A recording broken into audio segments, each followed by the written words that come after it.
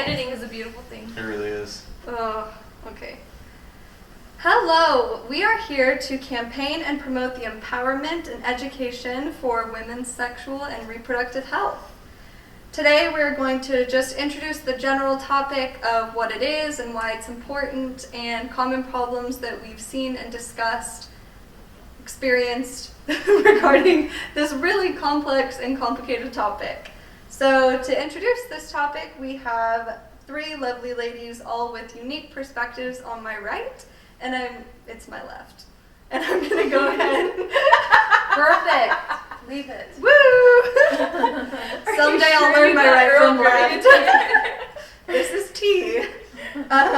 Okay, to start the show, we have Dr. Teresa Irwin, also known as the Vaginacologist to her loving TikTok fans. If you have not checked her out already, you definitely should. She has got crazy videos up there, and I will put the link to her TikTok in the description. So, Dr. Teresa Irwin is board certified in female pelvic medicine and reconstructive surgery, previously known as urogynecology. She now calls herself the Vaginacologist, as it makes it more clear to what specifically she actually treats. Her professional world vision is to provide early education for women in an effort to reduce the high rate of pelvic floor and vaginal disorders, such as bowel and bladder incontinence, pelvic pain, sexual dysfunction, and pelvic organ prolapse. Her professional world vision is to provide early education for women in an effort to reduce the high rate of pelvic floor and vaginal disorders, such as bowel and bladder incontinence, pelvic pain, sexual dysfunction, and pelvic organ prolapse, or also known as loss of bladder control, bowel control, sexual problems, female pain, and even sagging vaginas. Lots of difficulties women face, but that are even more difficult to talk about. She hopes this will ultimately lead to a dramatic improvement in the quality of life for women who sacrifice their time, energy, and bodies to bring new life into the world. Her passion to help women gain control of their bodies, specifically their bowel, bladder, and vaginas, stems from her personal battle to cultivate her own self-control. I think that the desire to cultivate self-control is something we all can relate to, and Dr. Irwin has also published a testimony of her personal journey in the book Ignite Your Health and Wellness that you can find on Amazon. It's a beautiful story, and 10 out of 10 would recommend. Next, we have her right-hand man, or woman, Myra. Myra is an advertiser, designer, photographer, singer, and pre-med student. What? Yes, she is actually all of those things, and her goal is to educate women to love themselves and learn about their bodies no matter what age or stage in life they're in. She loves to volunteer in her hometown at the local orphanage, doing anything creative and being outdoors whenever possible. Total package right there. Am I right? Yay. Next, we have Isabel bringing the passion for women's rights. Isabel currently holds an Associate Arts in General Studies. She also attends a four-year university as a double major in Global Studies and Political Science. After graduating, she hopes to attend law school with a focus on international law. Big snaps to you. And I am the host, Taylor Rebar. You can find me on basically most social media platforms as Intentionally Tailored. I am a psychology student at UT Austin, a mother of a 10-month-old, international best-selling author, real estate agent, and investor. Okay, now that we are done with all of those introductions, it's time to delve into the topic at hand. So, I don't know about y'all, but from high school to college, I felt like there was little to no education about sexual health, which I think is almost ridiculous as a person who's been alive for 20 plus years. I feel like I still don't even know what's going on inside my own body. So I was just kind of hoping to open the floor to discuss why you think there's a lack of education and what might make this topic difficult and also very embarrassing to talk about. Well, being the fact that I'm just slightly older than the rest of y'all here. No one can tell. Being the fact that I am a lot older than y'all, I've been through a generational... Sorry, there's a bug just like flying likes my tea. Okay. It went away as soon as I saw it. Okay. Sorry. It's like right there. Did you not see it? Like It was like flying just around her right face. here. I did not see it. So given the fact that I'm just a little bit older than the rest of y'all, well, maybe double or more your age, but in my generation, it was very much taboo, and I know it still is. And in particular, in my case, it was due to religious beliefs, very strict fundamental beliefs that I was raised under. And so female sexuality was not talked about. As a matter of fact, it was so not discussed that I was not even allowed to know what pregnant meant. And I was 13 years old at that time. So, you know, in my generation, and again, I know that it continues today not as prominent as it used to be, but there are women that my age that actually are still living, and so it's still very prominent because we're actually now teaching our children and further generations about it, and it has been difficult because the education is so lacking. So Yeah, it can be difficult to know where to start if you don't have like one solid basis that you can then build on. So, yeah. I was pretty lucky. I grew up with, my parents are around your age. I'm older than very them. Young. Very young, actually. Very young parents. So I did get some of the sex ed talks from them. They did ask me, do you need birth control? Things like that.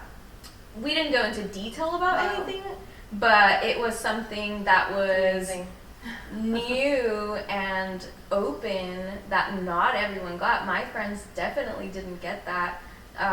Our education, or for them, it was mainly videos or just learning Books. from each other. Books, learning from each other. And what can you exist? really learn No, from it's- someone that doesn't know as much, you know? No, for sure. I'm very jealous of your experience. Right? Yeah, I remember when And you're when I younger. got and when I got the sex talk, I literally there was like I came home from school and there was like a book on my bed.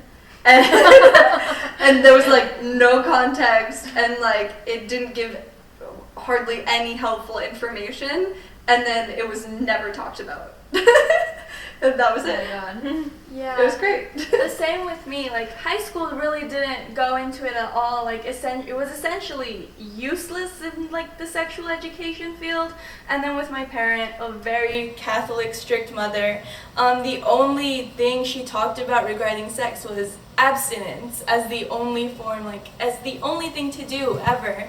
So I didn't really get that. So her values definitely came down to me, but that didn't help me because it didn't allow me to like learn about anything. Like, so I had to like rely on my friends' parents, like the internet to know just a little bit more about me, my body, all of this new topic. Yeah. And that's so sad. I mean, all of these people, people are starting to have sex younger and they don't quite know what they're doing, how to protect themselves, and schools are not being open about it. And not even colleges, like, there should And it's be a even- class out there for that. Yeah, it's even funnier because when you think about it, they don't want a standardized education, and so they're like, try to find the true information in the needle of a haystack that is the internet, you know? And instead of just being like, here's the truth, here are the facts, they're just unleashing them. I mean, we talk about fake news all the time, and, you know, sexual health is so important, and yet it's not prioritized at all. Yeah, and it's Hollywoodized many times. So unfortunately, they're getting misinformation. They think they're getting the correct information, but it's not. There's so many misconceptions out there. It's unbelievable. I'm amazed every single day. Myra, being my pre-med student who is in the rooms with me, hears this all the time, and she's flabbergasted. I'm not anymore because it's so common, and so really that is so key, is to get the correct information out there. Yeah, definitely. And get it to people when they're young versus when they're Absolutely. older, and then they're trying to find the information when they already are dealing with the problems that could have been prevented. And that's why we're here. And that's why we're here, drinking tea, all together. But I would love to hear a little bit more about the common misconceptions, because I'm probably sure there's a couple that I believe in or used to believe in. Do y'all have anything that you hear like most often? Well, I'll tell you one key anatomy misconception that I have day in and day out is, for example, someone will come in and say, I have vaginal itching. And so I say, okay, and I think in my mind, okay, you have discharge, is there an odor, blah, blah, blah, my usual questions. And then when I come to do the exam, I ask them to point to where they're itching, and they're not itching in their vaginas because the vagina is internal. They are actually itching in the vulvar area. So that is huge. Women don't know where their vagina is. They often think that everything down there is their vagina. And actually the vagina is only a circular tube, muscular tube that is inside. So anyway, that's a huge one. And that's a simple, basic anatomy issue that many women are misunderstand. And men too. Another one is the urethra. So I've actually had to point out to adult women, and I'm like, this is where your urethra is. It's not inside the vagina, which is what people think. Right. Or they think that like the clitoris is the urethra. Right. Yeah. Yeah. No, it's very true. Yeah, and it just comes down to the fact that we just aren't taught. Yeah. It's so common. And then it's one of those things where, like, if you live too long without knowing the information, you're like, well, now I'm not going to ask. Like, Exactly. Yeah, you don't want to feel like an idiot. Yeah, for no, sure. it's crazy. So yeah, that's probably one of the single most biggest and key misconceptions that affects all age groups. So we'll have an anatomy lesson on one of these future talks. Ooh, yeah. Also, her TikTok videos have really great drawings. I had a great artist who helped create them. His name is Keith Lau. Her son. In case anybody doesn't know. But yeah, I think that's probably about all the time that we have left. And I just want to say thank you for everybody who's tuning in, and thank you all for dedicating your time to talk a little bit about y'all's experience.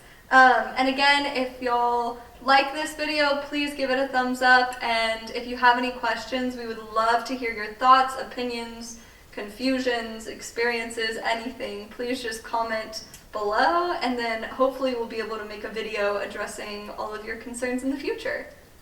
So yeah. Yay! Yay!